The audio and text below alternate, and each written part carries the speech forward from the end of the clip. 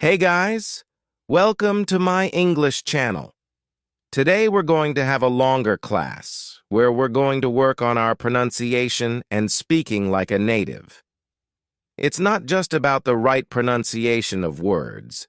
It's also about understanding native speakers who don't speak really fast, who tend to swallow sounds. Sometimes when you come to a new country, or even if you travel to another part of an English-speaking country, you encounter so many different people speaking in a weird way. This video is for you to understand everyone. Now, this is a compilation of my best classes, so make sure you have a notebook. Make sure you're all ears. Let's do it. Let's learn to speak like a native. The first trick. Sometimes we say, I should have done this. Normally, like at school, they would teach us to contract things. So they would teach us to say, I should have done this. But again, when we're speaking English, and when we try to sound like native speakers, the rule of thumb here, and rule of thumb is like what you normally would do, is to sit down and relax. And when you sit down and relax, you just don't want to speak like this. I should have done this. It sounds a little unnatural, but still it could be done easier. So, what is an easy way? I should have done this. Try it. Just try pronouncing it yourself. Maybe, we should have done this. Online again. Another trick with English. Whenever you hear something, try pronouncing it yourself. Because just because you hear it doesn't mean you're going to use it. You're going to use it if you pronounce it.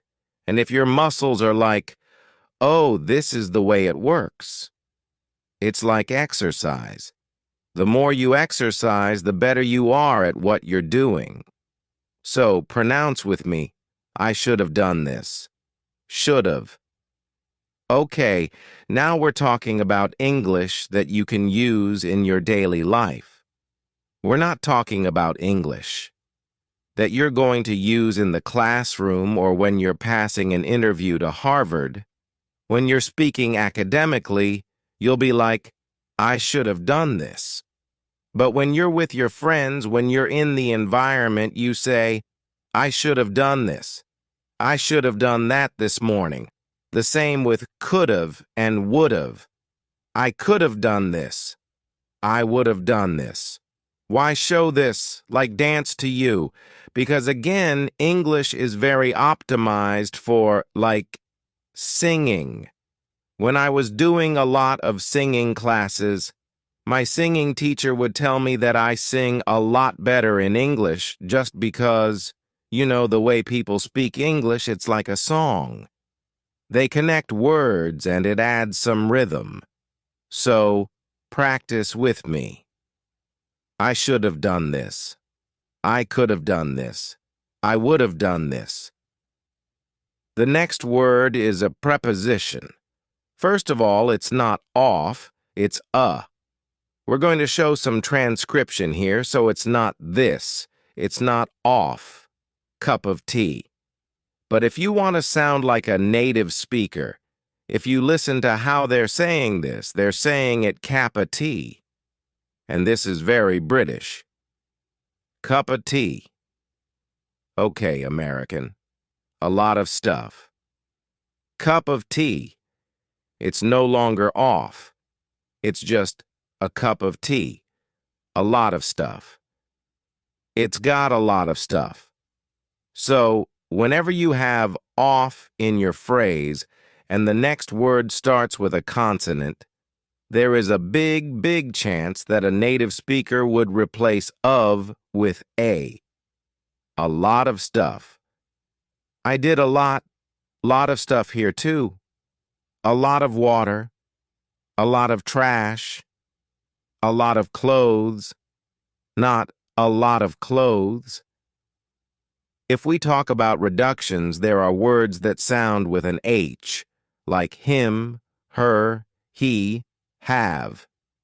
And if they are unstressed in a sentence, and remember in English, when we're pronouncing something like a sentence, we have a stress that goes on a particular word. There is no stress in every single word. So when these words go unstressed, people tend to just omit the letter H and the sound that it corresponds to. Example, I tell her about that. Very kind of an artificial, non-artificial way, native speaker way. I tell her about that. So, we don't even have two words here. We don't have tell, and we don't have her. We have one word. Tell her. Tell her. Tell her. Instead of I tell him, I say, I tell him. Again, new word. I tell him. Tell him. I told her. Nah, I told her. Let's look at more examples. Was he there? Just try yourself. Was he there? Say it in a native speaker way. Was he there? Was he there? We went to a party yesterday. Was he there? Why was he there? And once you see it, like now you understand. If I showed this phrase to myself maybe 7 years ago, I would be like, what is she saying?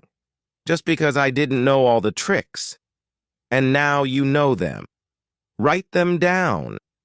Don't forget about them. At first, he was surprised. Instead of first heat. At first, he was surprised. Was angry. What have we done? What have we done? I saw him yesterday. I saw him yesterday. I saw him yesterday. Saw him yesterday at the bank. Faster, smoother, more natural. Let's move further. Let's talk about intonation.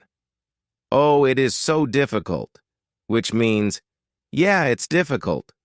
But when you say, oh, it's so difficult with sarcasm, it means it is not difficult at all. Again, the way you stress words, the way you phrase something, is really, really important. Now let's make a quick exercise. What do I mean here? Yeah, the movie was really scary. Yeah, the movie was really scary. What did I mean in both sentences? In the first sentence, that it was scary. In the second sentence, that it wasn't scary at all. In one of my previous videos, we talked about assimilation. If you haven't watched that video, the link will be down below. Please don't forget to watch the whole series about how to speak English fast and understand native speakers. It's really important. And the example of assimilation was don't you versus dona, or meet you versus Mia. That was assimilation. Today, I'm going to talk about some other examples that are maybe not so obvious. The contraction of the phrase, what are you, sounds like watcha. What are you doing? Instead of, what are you doing? You say, what you're doing. What are you talking about? Becomes, what you're talking about. What are you saying?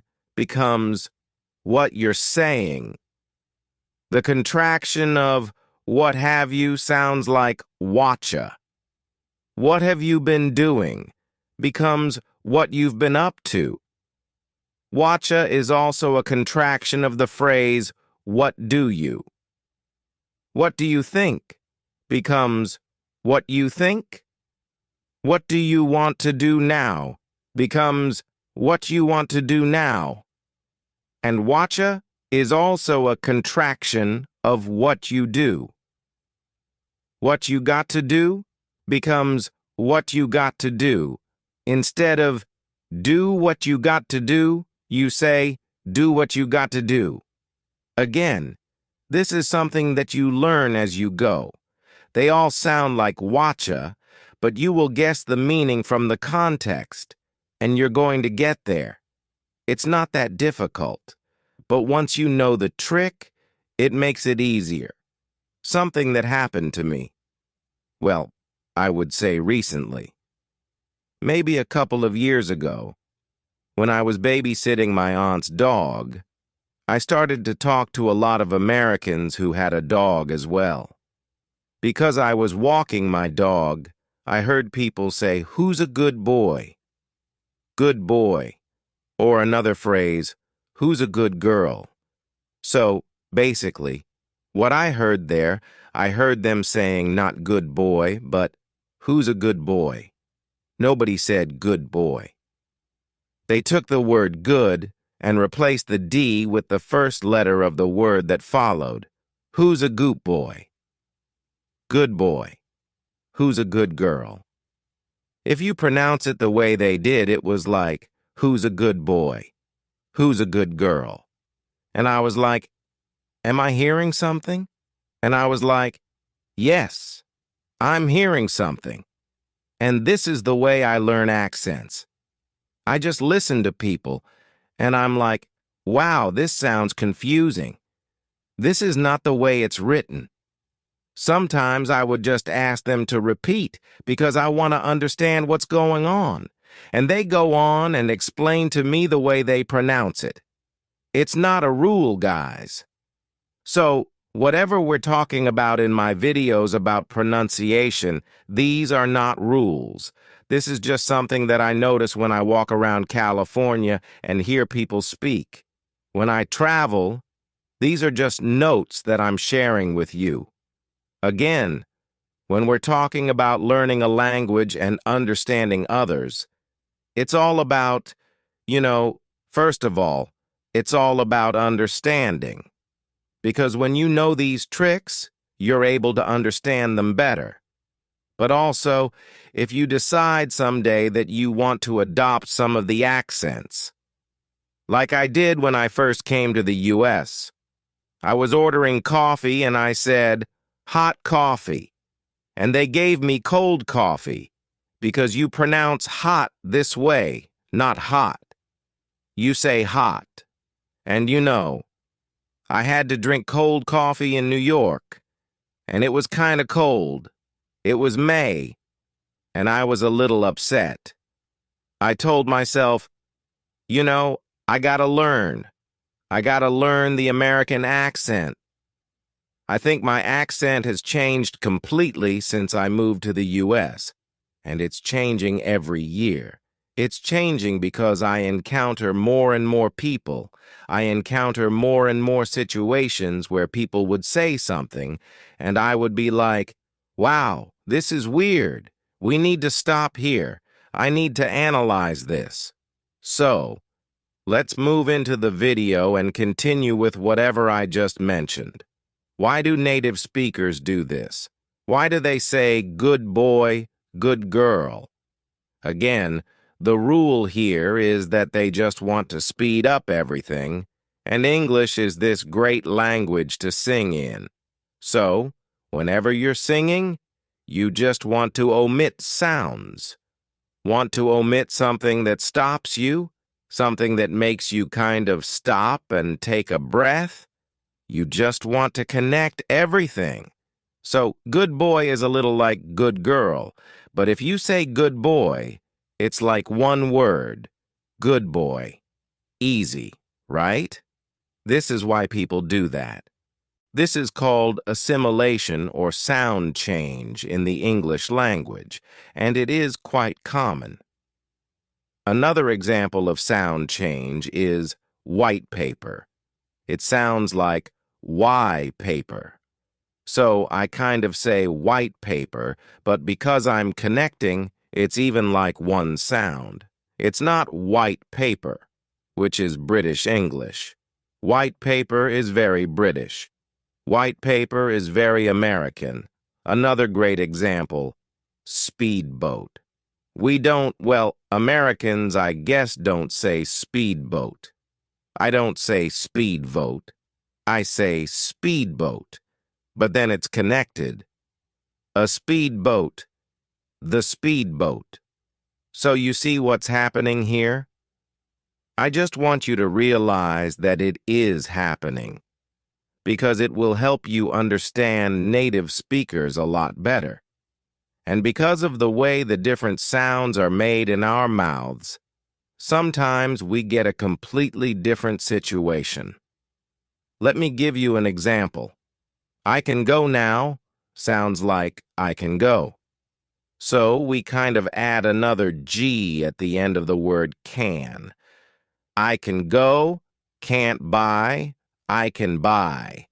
Instead of saying can buy, I say can buy, I can buy this. You can buy new ones. Again, can buy is just a lot of movement that has to happen in my mouth, but if I say Kim buy, I'm already shaping my mouth in order to pronounce the sound B, and it's can be. So yeah, I know they don't teach that at school, because there is no formal rule on when you replace the N with M. This is something you learn on this YouTube channel, so if you're not yet subscribed, you know what to do.